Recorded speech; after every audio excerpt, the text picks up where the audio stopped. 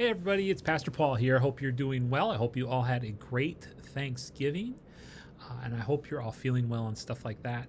Tonight, we're just going to do a short video on this week's topic. I know a lot of you are not going to be able to watch this video until after we get done with our discussion tonight, so you'll hear a little bit. So you'll have a little bit of prompting from what we talk about in groups and stuff tonight, whether in your small groups or uh, basically in your small groups, or you'll have a little primer too before you show up, or when you're at confirmation tonight, you'll have a little primer as we do our little before small group sort of review time. So tonight we're going to talk about promises, and I think of when I was a kid. I knew that my mom and dad weren't serious when they were going to make me a promise, when they used the always famous, well, we'll see. I knew whenever I heard the phrase "we'll see," that meant no. I know my mom will dispute that, but I always got used to that. So whenever my mom said, "Well, I'll promise to do that," I should always say, I always ask Mom, "Will you promise to do that?" And she said, "Well, we'll see." Um, but that promise is something that we expect will happen. We know that we should say we hope that'll happen. If our parents promise us some ice cream, or they promise us to take us somewhere, or something along those lines.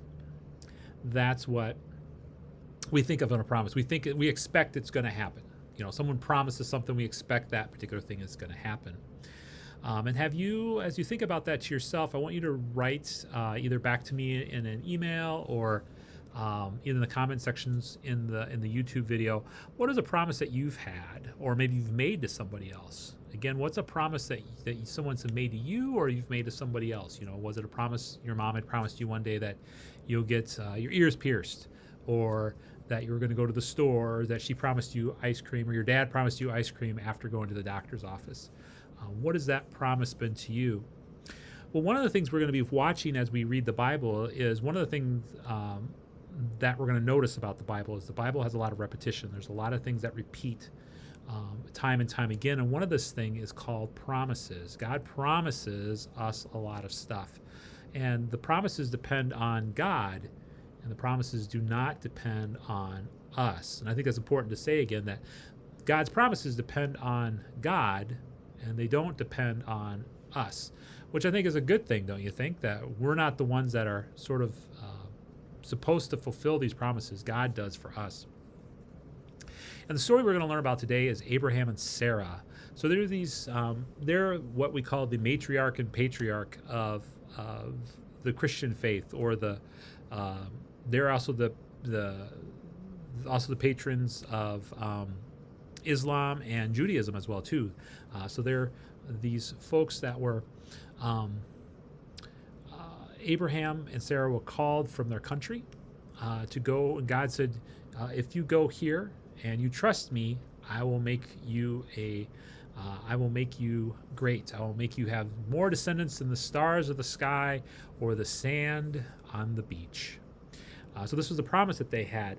And to be more specifically, if we look at Genesis 12, 2 through 3, this is the blessing or the promise that God says. And God says this: I will bless you and make your name great, so that you will be a blessing. I will bless those who bless you, and the ones who curse you I will curse, and in you all the families of the earth shall be blessed. So I think this is the beginning of what we'll see God do several times. So God will make new promises. God will make new covenants. Covenant's another name for a promise, with God's people from time to time. And God is the one who's always the focus of the promise, in that God is the one who will fulfill the promise. It's never on us for us to fulfill the promise, but God will do that. And I think it's interesting today when we hear that text, I will bless you and make your name great, so that you will be a blessing. What do you think? And again, you can either write this down in the comment section, or send me an email or a text, and tell me, what does it mean to you to be a blessing? What does a blessing actually mean? And so as we think about what just a blessing means, we can think of rain as a blessing in a drought. When there hasn't been a lot of rain, it's a blessing to have rain, or it's a blessing to be at the right place at the right time, right? So these are different types of blessings. So something fortuitous that has happened to us, something good that has happened to us. Something that we've done good for somebody else has been a blessing. And so, but you are a blessing. And I don't think that we think of ourselves as blessings. You are blessing other people's lives with who you are and how you interact with them. One of the phrases you'll hear from me say from time to time is, you are God's hands and feet in the world.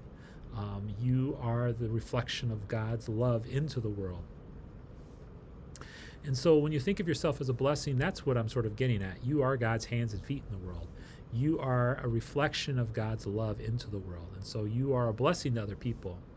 And so how are you going to bless other people? And so as we think in this season of Advent, especially the season of Advent, when you're watching this, what does it mean to be a blessing at this time? How do you help other people? How do you and we'll have some different ways that you can do that this particular month. And we will also, with your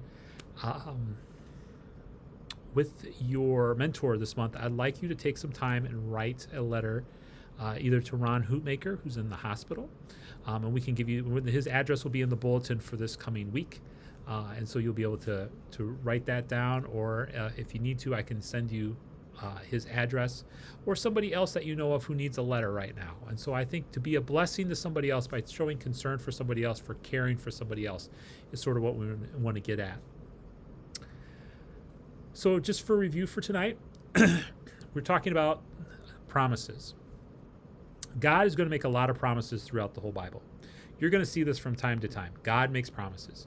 And the other thing that's something that we take to the bank is that God always fulfills God's promise. God fulfilled God's promise of blessing Sarah of Abraham, and God is going to fulfill his promise of you being a blessing to somebody else, whether you like it or not. I think so many times that we don't know how to be God's blessing, but God will put us in the right spot at the right time, and make us a blessing for somebody else. So I want you to think about those things. I gave you a couple questions to think about, and I also will push that out for the mentors and for you as well too. I'll create a little sheet for you over this weekend, so you can send it to your mentors and just take some time again to write to somebody. It could be a Christmas card, it could be a Christmas letter, just to let them know that you're thinking about them, that you're caring about them, maybe telling them a little bit about what's going on in your life. And you probably don't want to put the pastor made you write the letter, because that's not really what this is about. It's about just sharing who you are. Hope that they're doing well, wishing them well, and just telling them a little bit about what's going on in your life. I mean, I think that's what people are sort of looking for right now. So that'll be part of the thing that you'll do with your mentor this month. And like I said, I'll have that out by Sunday this week. Again, I apologize for the video being out so late. My surgery sort of threw everything off a little bit. So again, we talked about Abraham and Sarah tonight being the messengers of this promise that we see from God, that promise that we're going to hear about from time to time again. It's going to be different promises too that we're going to hear. But this first promise comes from Abraham and Sarah. God is acting. God is promising them that they will have a baby. And that baby will be the start of something that because they are blessing everybody, that they will bless all the families on the earth because of that baby and because of who they are. So this week's lesson is about promises. So, well, I hope you all have a good night. Thank you for watching the video, and I will see you later. If you have any questions, make sure to always give me an email. Take care. God bless.